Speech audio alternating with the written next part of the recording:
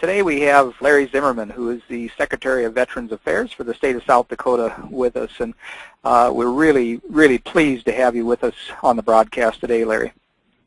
Thank you for having me, Russ. It's exciting to get the word out and talk about veterans issues.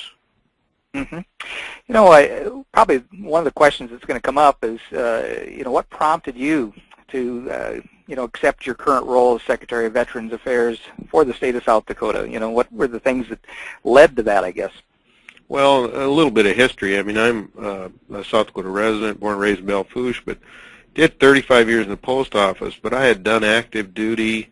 I did a tour in Afghanistan, and my last job before this was Command Sergeant Major for the state of South Dakota, the Army National Guard, taking care of those soldiers and airmen for 5 years. This was just a fantastic transition to taking care of veterans, as I had those soldiers and airmen.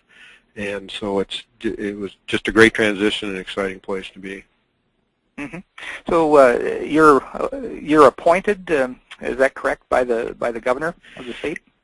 Yes, I serve on the governor's cabinet, appointed by him with 22 other cabinet members serving the governor of the state of South Dakota. Interesting.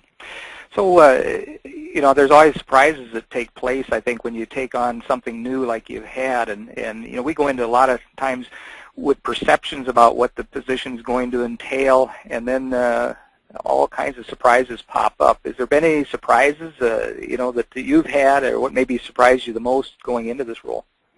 Well, I think in this position, what surprised me a lot, having worn the uniform for 30 years and the last 5 before this job, full-time, is the veterans, the service members of the past, whether they're from World War II, Korea, Vietnam, or the present conflicts we have going, become invisible when they take that uniform off. So who's a veteran? Is it the person you're sitting next to, the person you see driving the car next to you? You don't know, minus them being active duty and wearing that uniform. So the surprise is the public lack of knowledge of the 75,000 veterans we have within this state, and who they are, what they are, and where they are. That's really interesting. I know that you mentioned that they kind of fade into the woodwork, so to speak, and what a lot of veterans, I've worked with a lot of veterans now in helping them with career choices and career development, that type of thing. And what I find is they kind of like anonymity to a certain degree, and so you almost have to go out and reach them. And when I heard of a program that you initiated within the state, it's called the RAV program, and R-A-V. And what is it, and what prompted this initiative, and what are the types of responses probably that you're receiving from the veteran community?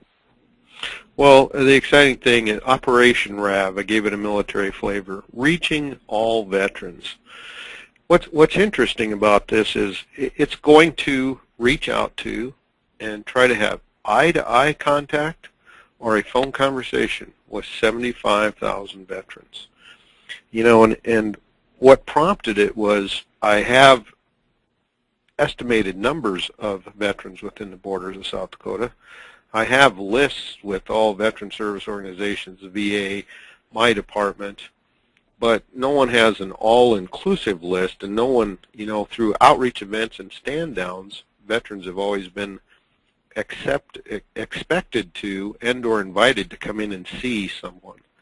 What we're doing is reaching out to and going to call them and give them the opportunity to tell us if they're receiving the benefits that they've so deservedly earned, and if they're okay, if you will. So it's a morale welfare call, it's a behavioral management call, it's a call all wrapped into one that, hey, how are you doing? And this is Operation Reaching All Veterans. We just like to make sure everything's okay.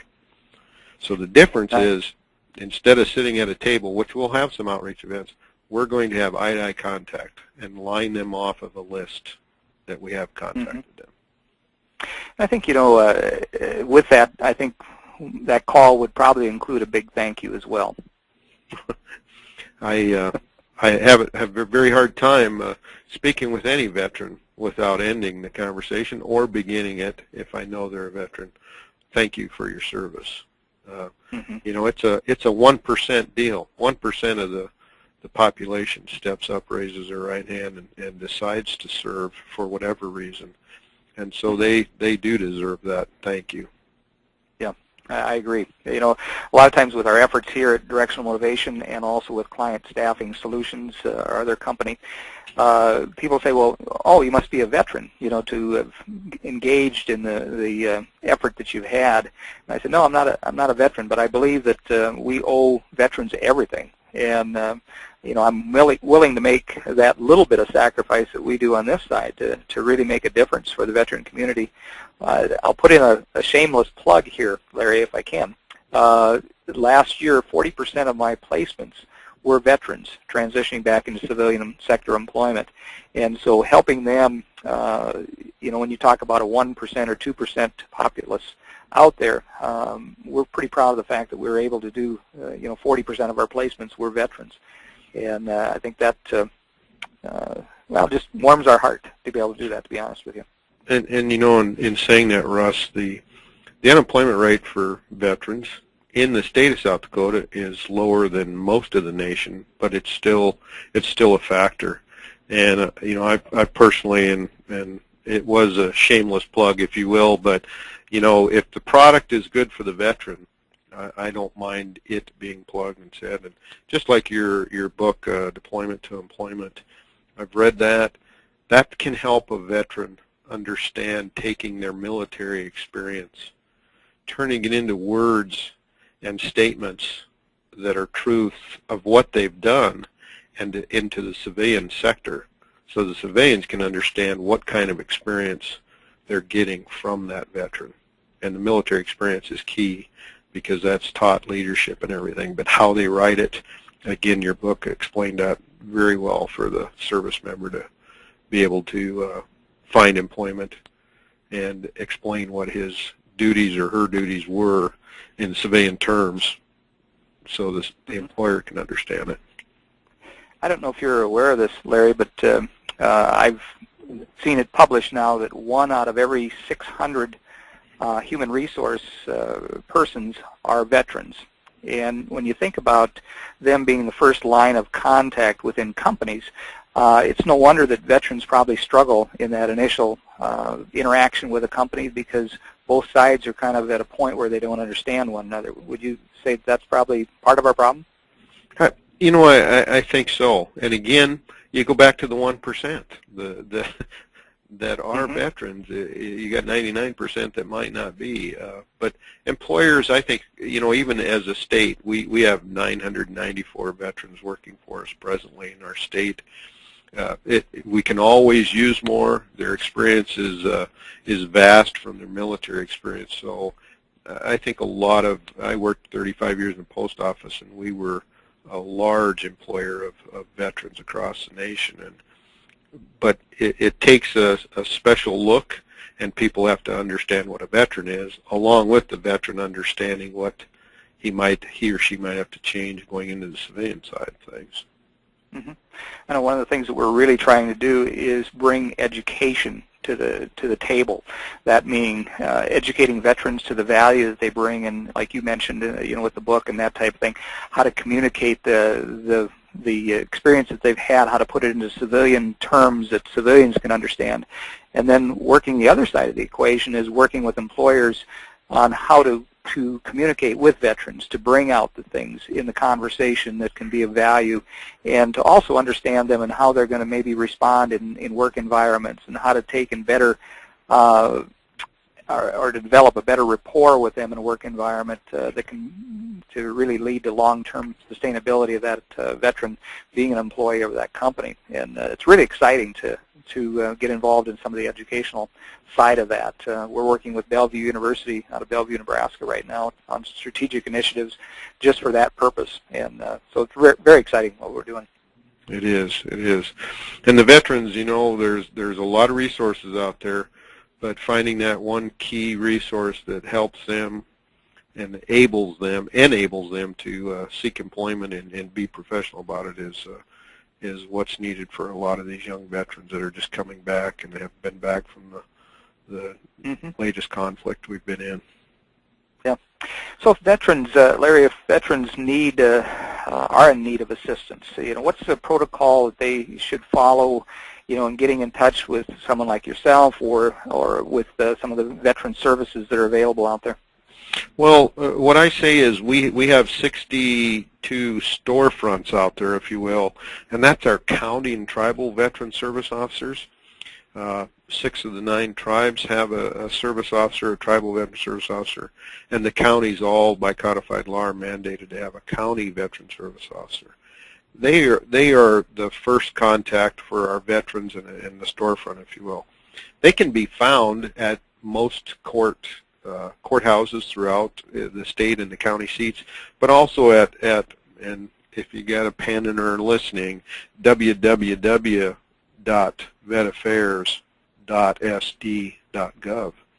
And on that, you can find your veteran service officer. You get a state South Dakota map. Click on the county, and boom, your lady or man that's a veteran service officer in that county or tribe comes up. It's got his number, hers. It's got their office hours, and so that's where any veteran that has a need, please call those folks, because they are your local expert that can look up and get you to the right resource, which is very important. One of the things that we could do, as we were just talking here, Larry, is we could put that on our Directional Motivation website as well, that some of that contact information it's referring to, so they can reach out and get with their county and tribal officers that you're talking about. That would be wonderful. Yeah, and we could also link your organization. I think an important thing on that site also is it lists the upcoming events and lists all the events that are going to be happening for the RAV in each county. And we've already got about 70 planned events throughout the state at different counties. There's going to be over 130 of those events throughout this coming year at our different counties. And so on the site you can see upcoming events on the left side tab, and just lock on that and see all the RAV events that are coming up. Sure. Along with, while we're doing that, we'll be calling all our veterans too. Very good. Well, Larry, I really enjoyed the conversation. I understand that if I strong-armed you, that you may even come back and be a guest from time to time on our blog portion of our veteran site. I'd love to do that. I know your organization, again, is putting out some great resources for those veterans, and it's great to get the word out. Again, to find that, if you will, invisible veteran that has taken their uniform off and trying to get back into some semblance of normalcy within his or her hometown or wherever they're at. So thank you. Appreciate it, Russ. Very good. Very good. You're sure welcome. Our guest today has been Larry Zimmerman, who's the Secretary of Veterans Affairs for the state of South Dakota. Thanks again, Larry.